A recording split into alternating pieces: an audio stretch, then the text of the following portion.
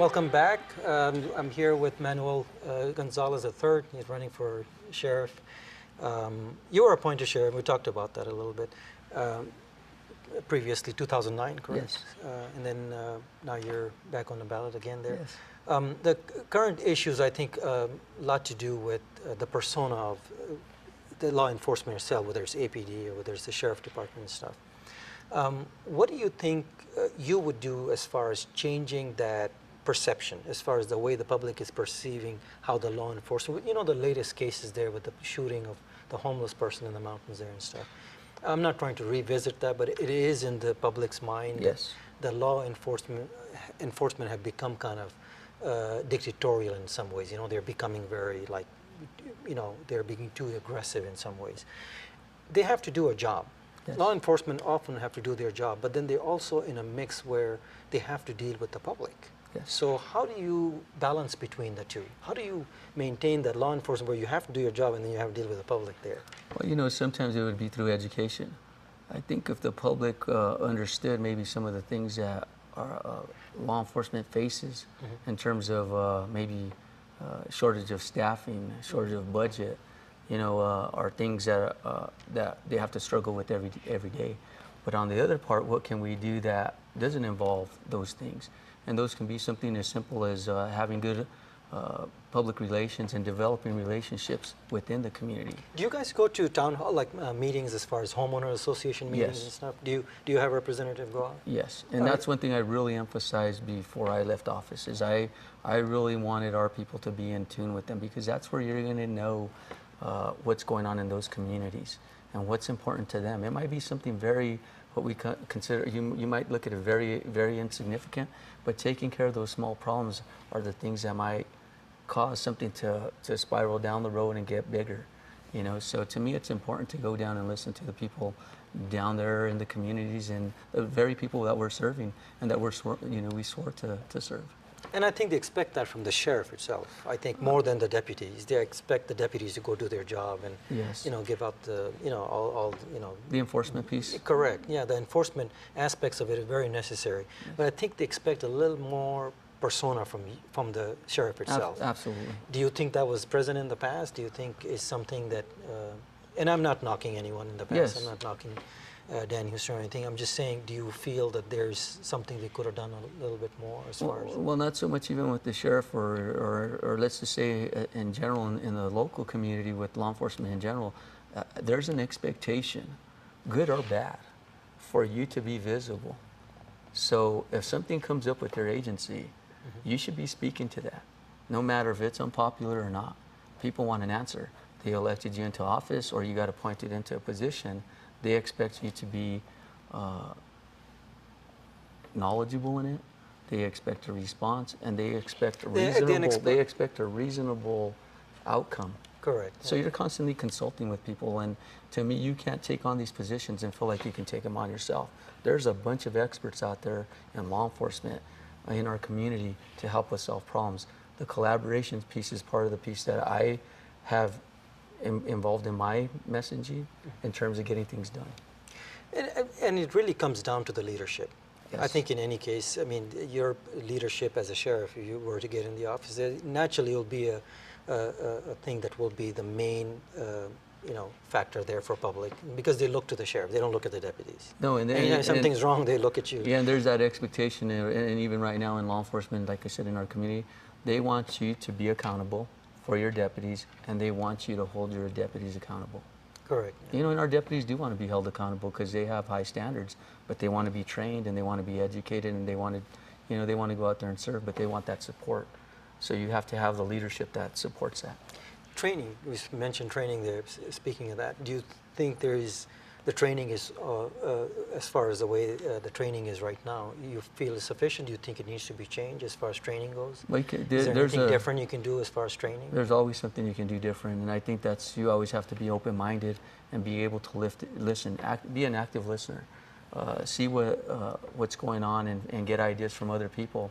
See if they're feasible, see if they're doable, and then some people are willing to volunteer their time sometimes. So sometimes it's just creating the opportunity, and if it's going to better the services and you can justify it, sometimes it might be something as simple as evaluating a policy and rewriting it.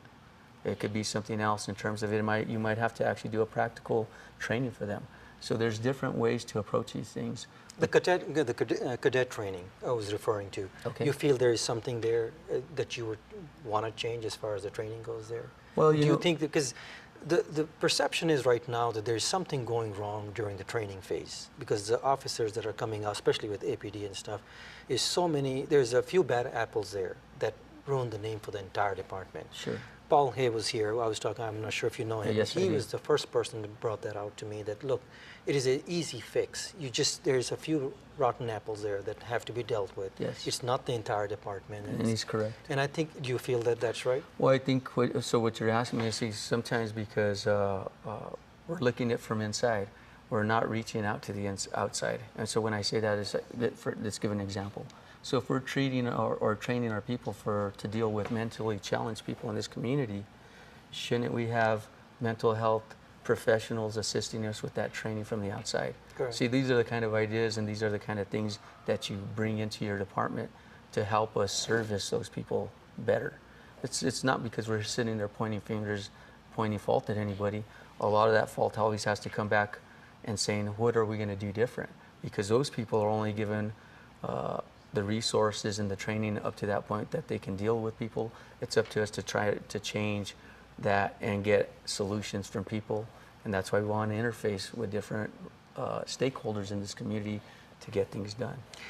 I'm not saying, I mean, you have anything to do with APD there, but you see the issues there. The DOJ came in, Yes. took over and all that.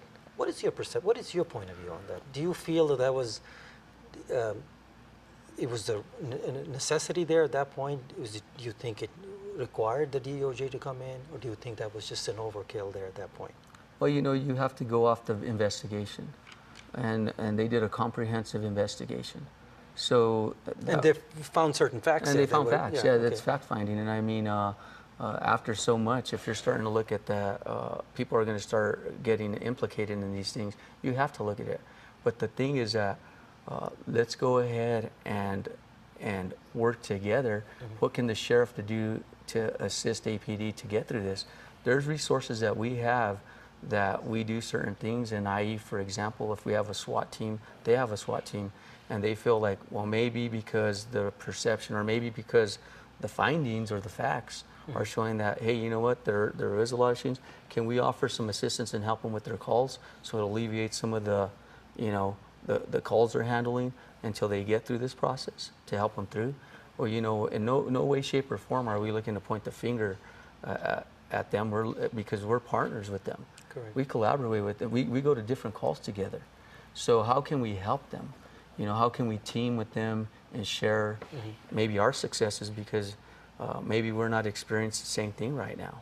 But you don't want to get back in that bantering back and forth, because it only pits the very people that live in the same boat against each other, and we don't want to do that. Correct. We should always be saying, hey, how can we help each other out?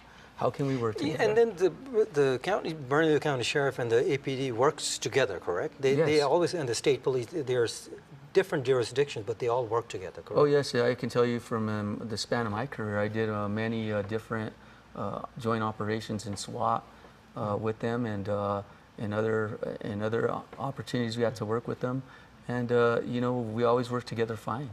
And how does it work when when someone is working the unincorporated areas versus the incorporated areas? How does that work? Now, someone gets a phone call when they dial 911. Does it go directly to you guys, to the sheriff department from the unincorporated? Does it go to APD and then they dispatch it to you guys? Well, there's a number for the unincorporated services in the county. So more times than not, they're aware of those, the county residents, and so are the city residents. They're aware that they get the city services, and so are the county residents. But they're separate entities. The communication centers But there's are never separate. a conflict, though, that you are There the can be. longest. That raises. That's a good question, because just the other day I was talking to a deputy, and they said that they're finding that they took some calls in the city, and we're fine with that, because we understand that right now they might not be able to man everything because they're understaffed. True. Interesting. There's a lot of questions, Yes. some questions I have. Well, we'll take another break, Okay. and we'll come back for the last segment there. We'll Okay. go over what your bio is and all that. Okay. We'll take a short break, guys. We'll be right back.